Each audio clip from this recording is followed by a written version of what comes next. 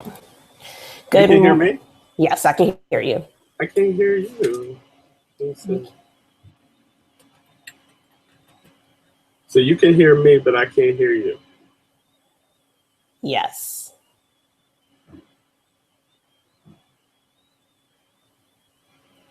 Okay, what am I doing wrong here?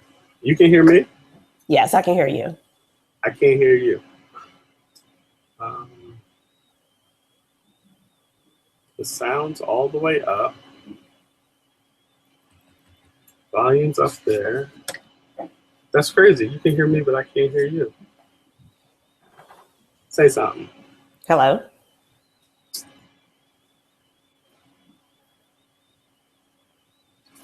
Let me try the other one.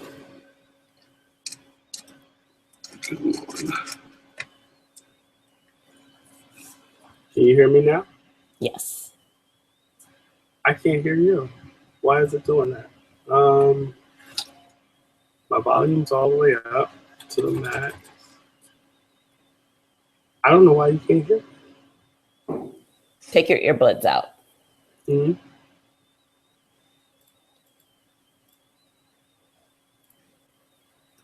Doesn't have any other volume control.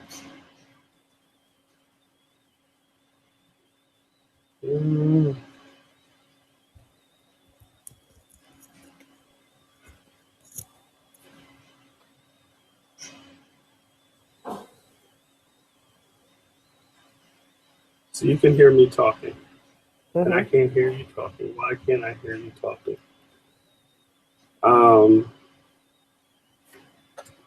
I don't think I have another pair of buds in this bag. Let me check if I have a backup pair of buds.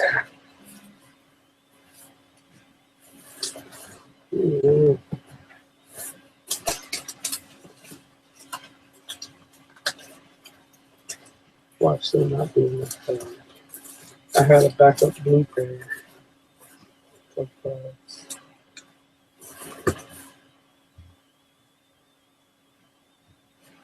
Hold up. I don't know if this one has a mic or not. We're going to find out. I'm sorry. I don't know why these buds aren't working. They were working last night. Let's try this pair. Maybe prayerfully. Maybe work.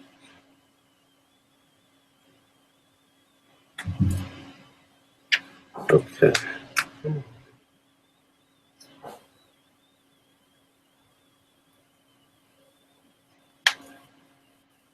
right.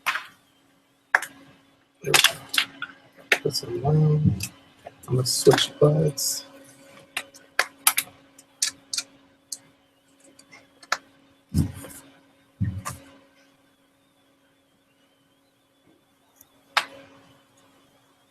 Let's try that.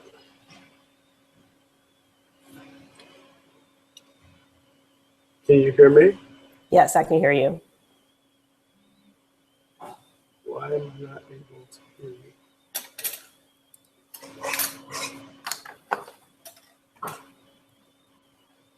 It's not on mute.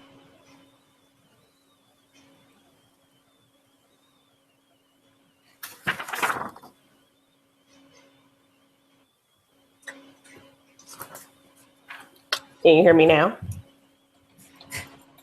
Okay, I unplugged it. Can you hear me? Yes, I can hear you. Can you hear me? And I'm still not hearing you. Why is that? Oh, wow. And there's no buds in there.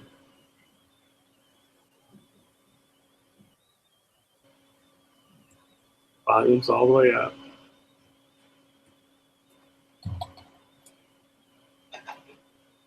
I don't know why you can't hear me today.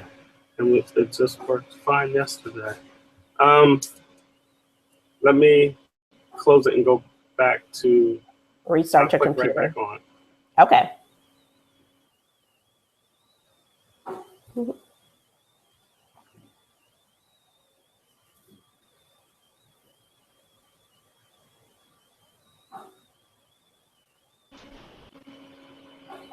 Okay, say something. Hello. I can hear you. Yes. I don't know what is going on. Oh, I good, can good, hear you. good. All All right. right. You want to try it with the earbud? I'm afraid to. Because I was 0 for 2. All right. I'll try it one more time.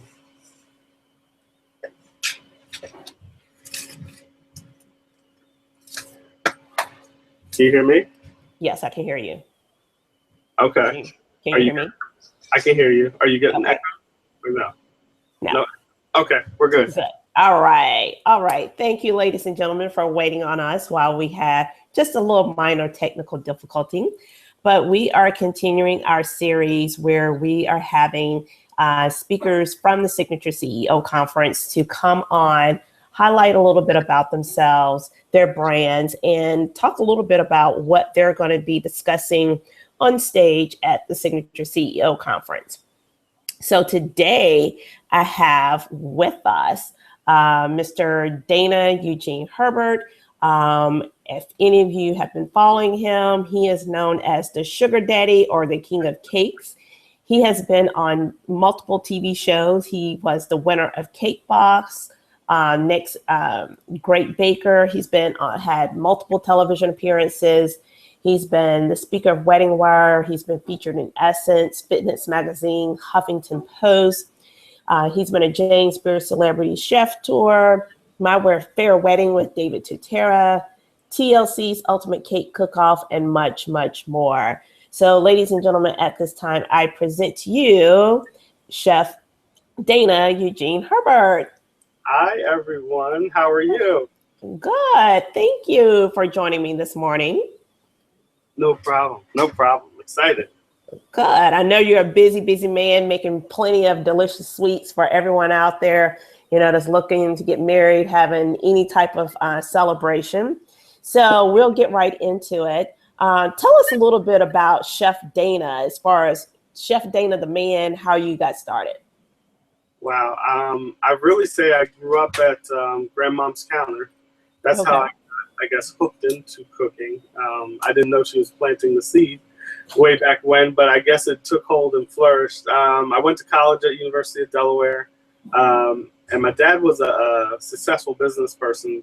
So I combined my love of food with a business degree, and what I did was hotel restaurant management. Okay. Yeah, and then from there I went on to Johnson & Wales, did a degree in culinary, another one in pastry, got out of school, and just hit the ground running. I worked for Marriott for a number of years on the savory side. A lot of people don't know I'm kind of skilled on both sides, but started on the savory side, and Desserts by Dana literally just started as a means to keep my pastry skills, relevant and exercise while I was doing my thing on the savory side. Okay. And then the whole Chef Dana evolving, how did that come about and your celebrity status? Like when I was working, my little side business at the time, kind of each cake turned another. I didn't have a website in the very beginning. I only had flyers. So a real humble grassroots starting of Desserts by Dana. And then from there, it just grew. One cake sold another. And eventually a magazine called I think it was Delaware Today. And they did an article on me called The Sugar Daddy. And I guess that name just stuck. And how did you start getting into all the cake contests that you do? I got into all the cake contests. How did that start? I think it was after the magazine article. I got an email that said, "Hey, would you like to participate in this live cooking competition, live baking competition?" I was like, cool, because I had been watching some on the Food Network, wanted to kind of know where I was, if I, was where I thought I was in my game. So I did a show called WeTV's Wedding Cake Wars. Didn't win, but got highlighted, got featured. And there was a judge, Ron Ben Israel, and he said, "You know what? You didn't win, Dana, but you made a statement that you're capable of a lot of things." He's like, "So expect someone to be calling you soon And honest to God, I drove home from that competition and found another email in my inbox saying, hey, you want to compete in this live cake competition? And that was TLC's Ultimate Cake Off. I was a little confused at the time because they don't always say what the show's going to be. You just get requested. And I'm like, didn't we just do this? Like, but it was a totally different show. And from there, everything just kind of took off. You know, the David Tuterra and then Buddy and the Cake Boss show and Rachel Ray. And it's been a blessing ever since. It just goes to show that you never know who's watching you at what point in time. Because when we think that we have failed, we haven't failed, especially if you put your best foot forward. I guess they say, you know, we can't make our own steps for the most part, that, you know, God has a plan for us. And so he kind of laid the roadmap out for you. I always say, you know, there's no such thing as failure. It's more like opportunities for learning and growth. Mm-hmm. You know, because with every, say, downside of something, there's always an upside. And the upside is the learning. You know, you learn what not to do again. You get smarter, you get better. So you can look at most successful people. They failed, you know, a bunch of times until they got it right. Okay. And speaking of success and failure and entrepreneurs, you're going to be at the conference and you're going to talk about 6 things that business owners must have, you know, to run their businesses. With that, kind of share with us some of the things that you're going to talk about at the conference. Well, at the conference, I'm definitely going to touch on what I feel are 6 important or must-haves for anyone that's in business, regardless of the scale. You know, whether you're a one-person entrepreneur or you're managing a group of 20, 50, 100, whatever the case, these are some of the must-haves. So I'll give you one for an example. To be effective, you must have a team around you. And say for an entrepreneur or somebody that's a body of one, they might be a little confused and say, well, wait a minute, it's just me. But in reality, it's not. Whether someone's on your payroll or you're paying them as a vendor, you have to look at all those relationships as if they are your A team. Who's your go-to? Who's going to be your go-to when you need web work done? That's a member of your team. Who's your go-to person when you need, you know, graphics or flyers? That's a member of your team. Your financial person, though they may not be in-house, still a member of your team. And the reality is you can't move forward unless you have that machine behind you or that team behind you. No one person can do it all. Right. I've tried. It's impossible. I think we've all tried at some point in time. You just can't do it yourself.